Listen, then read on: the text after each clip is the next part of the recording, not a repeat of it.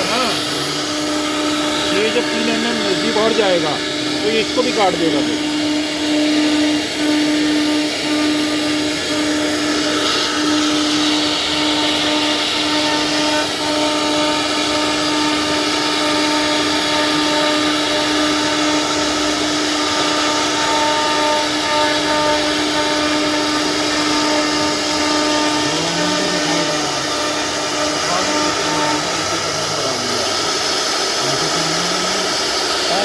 चालू होगा ना, 5 से 6 का